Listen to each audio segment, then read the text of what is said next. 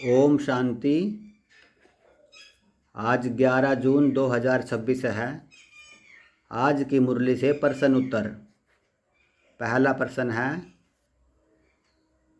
पूरा वर्षा लेने के लिए हमें किससे प्रीत रखनी है और किससे नहीं। बाप से पूरा वर्षा लेने के लिए हमें किससे प्रीत रखनी है और किससे नहीं। उत्तर है, एक बाप से प्रीत रखनी है और किसी भी देहदारी से नहीं। अगला प्रश्न, आज का मुरली गीत कौन सा है। आज का मुरली गीत कौन सा है। उत्तर है, भोलेनाथ से निराला कोई और नहीं। अगला प्रश्न, जो दैवी संप्रदाय के होंगे उनके सामने कौन से अक्षर घूमते रहेंगे। जो दैवी संप्रदाय के होंगे उनके सामने कौन से अक्षर घूमते रहेंगे। उत्तर है, उनकी बुद्धि में आएगा हमें देवता बनना है, इसलिए हमारा खान पान शुद्ध होना चाहिए। ऐसी ऐसी बातें उनकी बुद्धि में या उनके सामने अक्सर घूमते रहेंगे। अगला प्रश्न, भोलानाथ किसको कहा जाता है। भोलानाथ किसको कहा जाता है। उत्तर है, शिव बाबा को। अगला प्रश्न, सभी आत्माओं का बाप कौन है। सभी आत्माओं का बाप कौन है। उत्तर, परमपिता परमात्मा शिव सभी आत्माओं का बाप है। अगला प्रश्न, हम आत्माओं के कितने बाप हैं। आज बाबा ने मुरली में बताया हम आत्माओं के कितने बाप हैं। उत्तर है, 2, एक साकार और एक निराकार, यानी एक शरीर का और एक आत्मा का। अगला प्रश्न, अविनाशी खंड किसे कहेंगे। अविनाशी खंड किसे कहेंगे।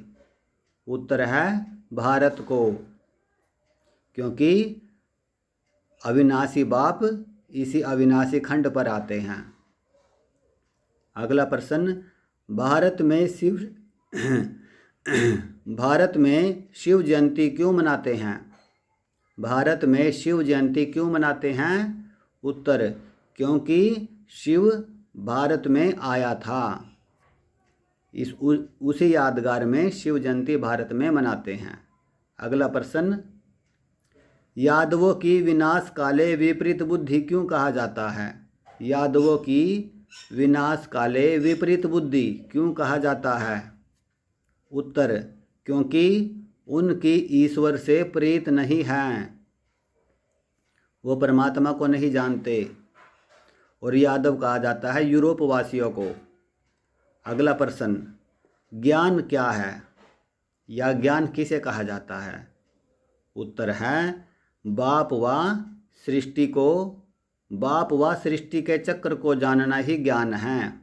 बाप व सृष्टि के चक्र को जानना ही ज्ञान है। अगला प्रश्न, बाप आकर बच्चों को कांटे से क्या बना देते हैं। बाप आकर बच्चों को कांटे से क्या बना देते हैं। उत्तर है, फूल बना देते हैं।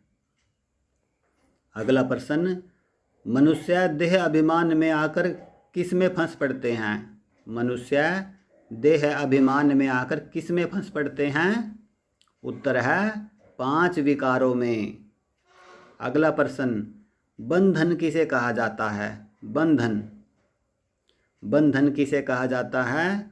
उत्तर है, विकारी संबंधों को। विकारी संबंधों को बंधन कहा जाता है, यानी शरीर के संबंधों को। अगला प्रश्न,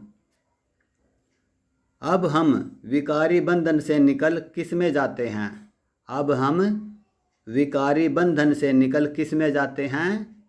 उत्तर है, बाबा ने बताया अब हम निर्विकारी संबंध में जाते हैं, निर्विकारी संबंध में। अगला प्रश्न, ब्राह्मणों की शिव बाबा से प्रीत बुद्धि क्यों है। ब्राह्मणों की शिव बाबा से प्रीत बुद्धि क्यों है। उत्तर, क्योंकि बाप को यथार्थ रीति जानते हैं। जो ब्राह्मण हैं, ब्राह्मण बच्चे, वो बाप को यथार्थ रीति यानी अच्छी तरह से जानते हैं, इसलिए उनकी बाप से प्रीत बुद्धि है। अगला प्रश्न, कम पद कौन पाएंगे? कम पद कौन पाएंगे? उत्तर है जो सर्विस कम करते हैं वो कम पद पाएंगे। अगला प्रश्न, याद से क्या विनाश होते हैं? याद से क्या विनाश होते हैं? उत्तर है विकर्म विनाश होते हैं। अगला प्रश्न, सर्वोत्तम जन्म कौन सा है? आज बाबा ने मुरली में बताया सर्वोत्तम जन्म कौन सा है? उत्तर है ब्राह्मण जन्म, यानी ईश्वरीय संतान बनना, ये सर्वोत्तम जन्म है। अगला प्रश्न, देवताओं से भी उत्तम कौन है? देवताओं से भी उत्तम कौन है? उत्तर है ब्राह्मण। जो बाबा के बच्चे हैं, ब्रह्मा कुमार कुमारियाँ, ये देवताओं से भी उत्तम हैं। अगला प्रश्न है, हम शूद्र से ब्राह्मण, फिर ब्राह्मण से क्या बनते हैं? हम शूद्र से ब्राह्मण बनते हैं, फिर ब्राह्मण से क्या बनते हैं? उत्तर है देवी देवता बनते हैं। अगला प्रश्न है, 5 वर्ण कौन कौन से हैं? 5 वर्ण कौन कौन से हैं? उत्तर है ब्राह्मण, देवता, क्षत्रिय, वैश्य और शूद्र, ये 5 वर्ण हैं। अगला प्रश्न, कौन से वर्ण को गुम कर दिया है? कौन से वर्ण को गुम कर दिया है? बाबा ने बताया आज मुरली में, उत्तर है ब्राह्मण वर्ण को गुम कर दिया है। अगला प्रश्न, इस ड्रामा में सबसे ज़्यादा सुख कौन देखते हैं? वह किसका नाम वाला है? इस ड्रामा में सबसे ज़्यादा सुख कौन देखते हैं? वह किसका नाम वाला है? उत्तर है भारतवासियों का। भारतवासी सबसे ज़्यादा सुख देखते हैं और भारतवासियों का ही नाम वाला है। अगला प्रश्न है, सतयुग में हम किसको पूजते हैं? सतयुग में हम किसको पूजते हैं? उत्तर है किसी को नहीं। ना वहाँ हम किसी को पूजते हैं, ना कोई हमको पूजता है, माना देवताओं को पूजता है। अगला प्रश्न, हम पुजारी बनना कब शुरू करते हैं? हम पुजारी बनना कब शुरू करते हैं? उत्तर है द्वापर युग से। भक्ति, पूजा, यह सब द्वापर युग से शुरू होता है। अगला प्रश्न है, यह शरीर कितने तत्वों का बना है?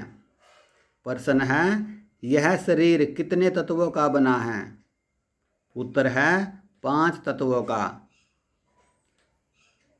पृथ्वी, जल, वायु, अग्नि और आकाश, इन 5 तत्वों से मिलकर शरीर बना है।